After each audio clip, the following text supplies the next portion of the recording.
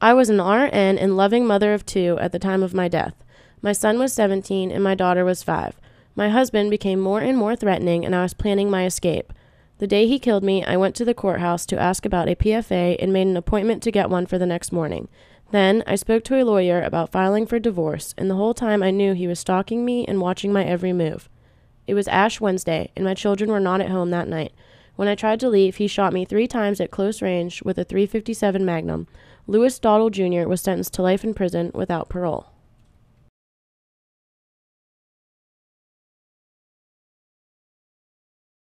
Why does this happen? What causes domestic violence?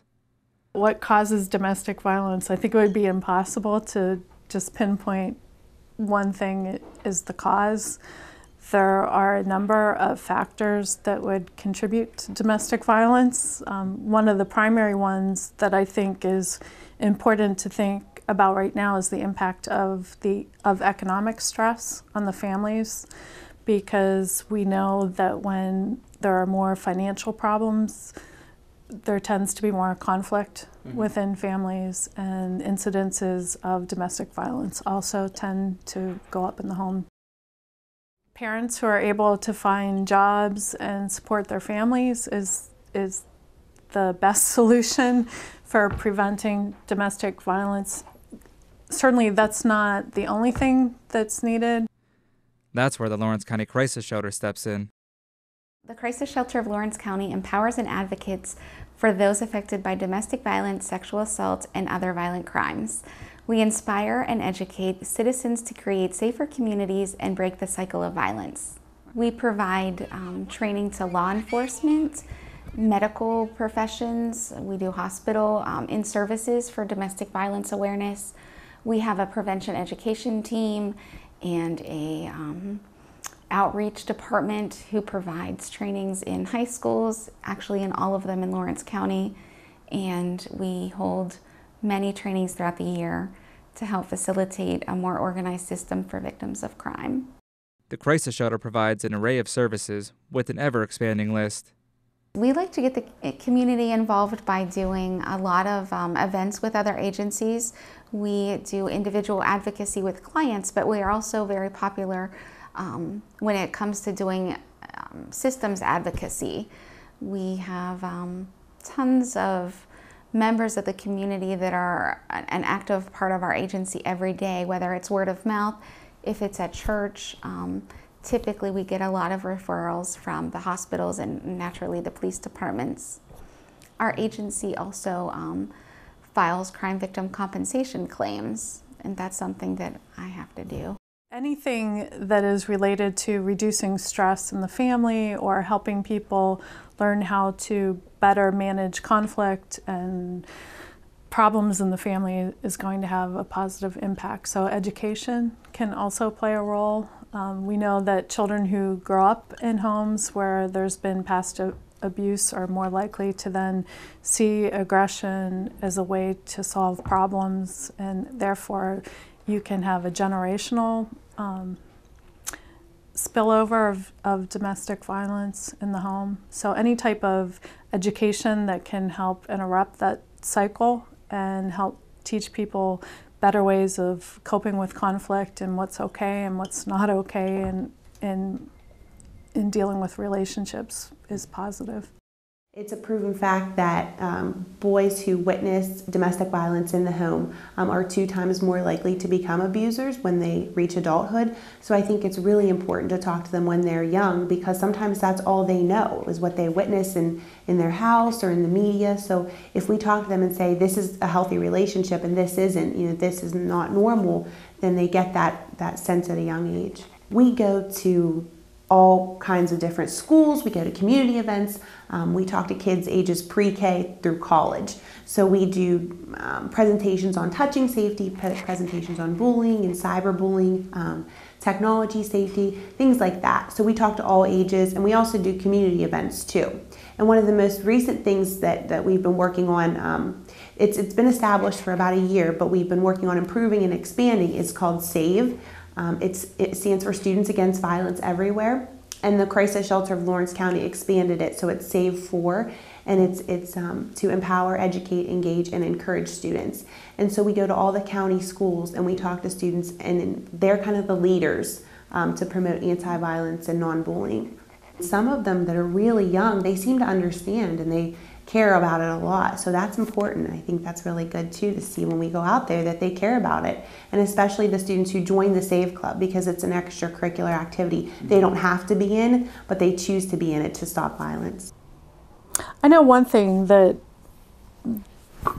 we often teach in terms of domestic violence is how there's often a cycle, because often people will ask, well, why does somebody stay in an abusive relationship?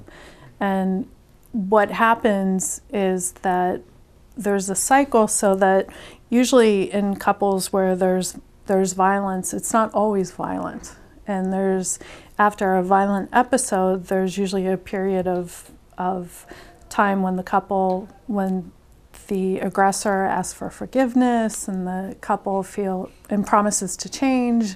And what then gradually happens over time is frustrations will build up again, and there may be another battering episode. But it tends to be more cyclic, and there's actually some periods of time when things are calm and the couple may be functioning relatively well, but then lead up to another cycle of violence in the home.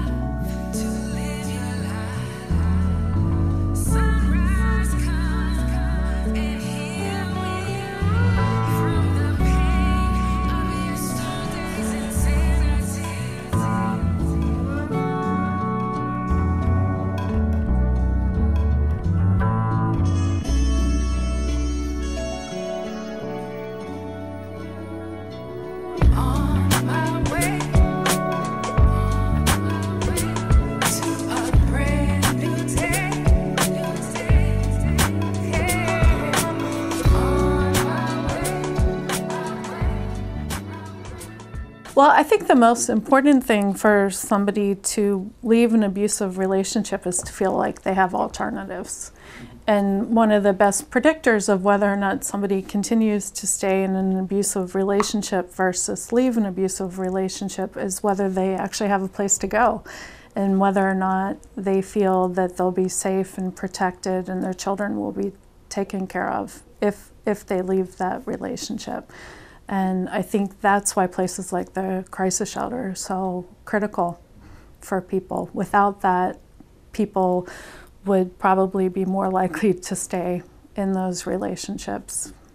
We provide 2 different types of housing. We provide emergency shelter. Anyone can come in and they'll be put into the shelter for a 72-hour period, and then they'll be evaluated by a case manager to see if they qualify to stay. And if they do, then a woman and her child or children can stay in the shelter for up to 30 days. The transitional housing unit, those are 4 units that we have right now. And so a woman, if she qualifies, she can come and she can stay in one of the 4 apartments for up to 2 years. And during that time period, she has a case manager that will help her get the education that she needs or a better job, so that when she does leave, eventually she'll be able to survive on her own, in her own apartment, and kind of get back on her feet again.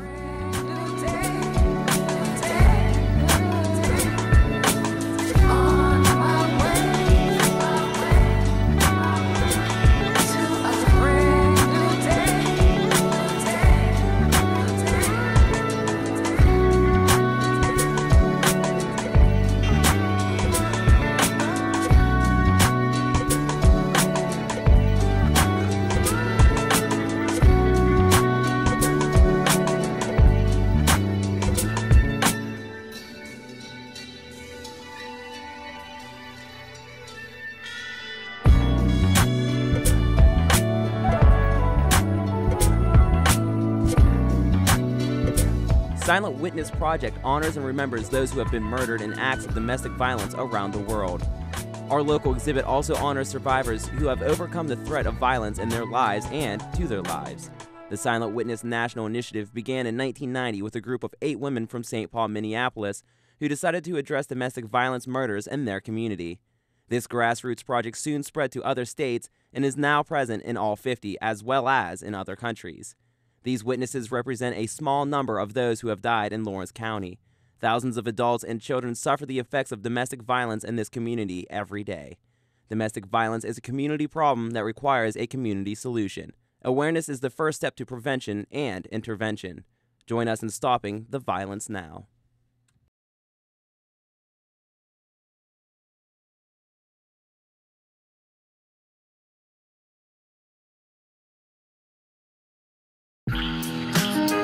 If you want, if you want, I suppose I should walk inside. Violence in general is on the increase. Sexual assault and domestic violence is at the forefront. It's unfortunately, it is becoming really a problem here. Everywhere, I'm sure, but it's so sad to see, the people who have lived in the area for so long and their neighborhoods are not safe.